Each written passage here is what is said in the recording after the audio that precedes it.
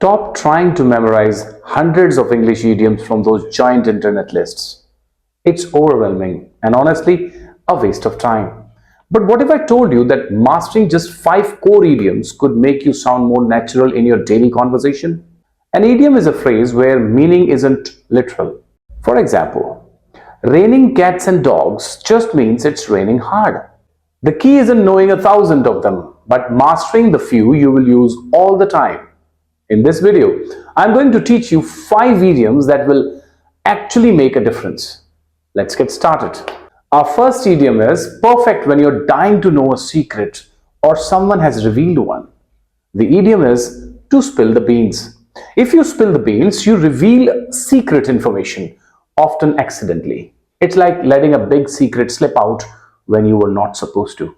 There are a few theories about where it came from, but a popular one goes back to ancient Greece. Back then, people would vote by placing beans into a container, a white bean for yes and a dark bean for no. If someone accidentally knocked over the jar and spilled the beans, the secret results of the vote would be revealed before they were supposed to be. So, how do you actually use it? Imagine you're chatting with a friend who just went on a mysterious date. You could playfully say, "Come on, spill the beans. I want to hear all about it." Here is another one. Let's say you're planning a surprise party for someone. You might warn your co-conspirators. Whatever you do, don't spill the beans to Ravi. We want him to be completely surprised. A quick thing to watch out for. This idiom is informal. You'd use it with friends or in casual situations. But you probably would not write in a formal business report that your colleague spilled the beans on a new project. So next time you want to coax a secret out of someone, you know what to say. Wait a minute, I just used coax. Write the meaning of this phrase in the comments below. Our second idiom is incredibly useful for talking about facing a tough but necessary situation. The idiom is to bite the bullet. This means to face a difficult or unpleasant situation with courage and resolve. It's about deciding to do something you've been avoiding because you know it has to be done. The most popular origin story is a gritty one from the battlefield.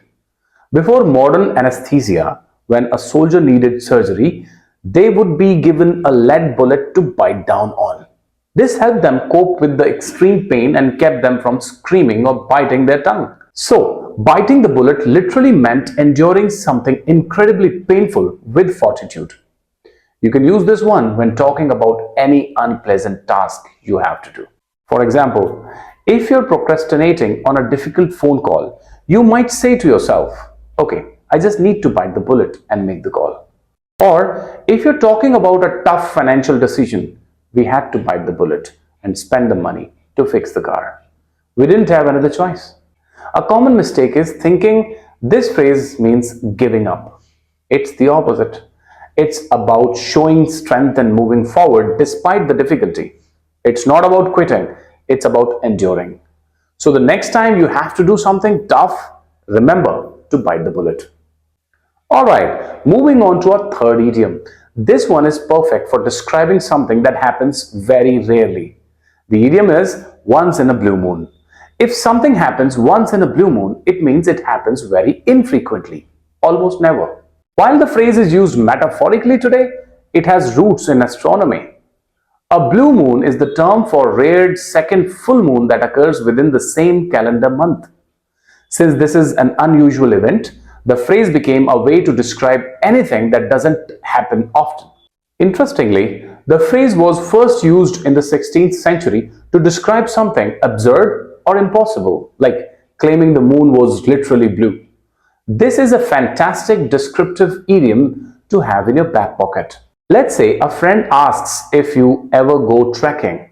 You could say, "I used to go all the time, but now that I live in the city, I go only once in a blue moon." Or maybe you're talking about your girlfriend who is a terrible cook. You could joke, "She offers to make dinner once in a blue moon." And honestly, that's probably a good thing. A common slip up is using this for things that have never happened. This idiom is for things that are rare but not impossible. It's the difference between "I rarely see him" and "I have never seen him." So for those special infrequent events, you can now say they happen once in a blue moon. Our fourth idiom is about agreement, and it's a must know for professional and personal relationships. The phrase is to see eye to eye. To see eye to eye with someone means you agree with them completely and share the same perspective on a topic. The origin of this phrase is ancient, tracing all the way back to Bible. In the book of Isaiah, a passage describes watchmen sitting for joy because for eye to eye they see the return of the Lord. The image suggests a shared, unified vision and understanding, which is exactly how the idiom is used today. You can use this when talking about how well you get along with others. It's often used in negative to explain disagreement. For example, you might say about a coworker, "We have a good working relationship, but we don't see eye to eye on creative decisions." Or in a more positive sense, when talking about a close friend, "It's so easy to friends with her. We see eye to eye on almost everything." Here is a quick tip for you. Don't take it literally. It has nothing to do with your actual eyes or making eye contact. It's all about having a shared opinion. This is a great idiom for clearly and politely describing both harmony and disagreement. Our final idiom is a fantastic phrase for talking about responsibility and decision making. The idiom is "the ball is in your court." This phrase means it is now someone else's turn to take action and make the next move. The responsibility has shifted to them. The origin here is straightforward. It comes directly from sports like tennis. When one player hits the ball over the net into the other player's side, the ball is in their court. It is now their responsibility to act and return the ball to keep the game going. This clear image of past responsibility became a popular metaphor. You'll hear this all the time in situations where a decision is pending.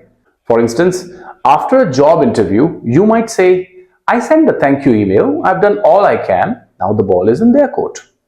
Or you could use it in a negotiation. "We've made our final offer, the ball is in your court now." A common point of confusion is thinking it's an aggressive phrase.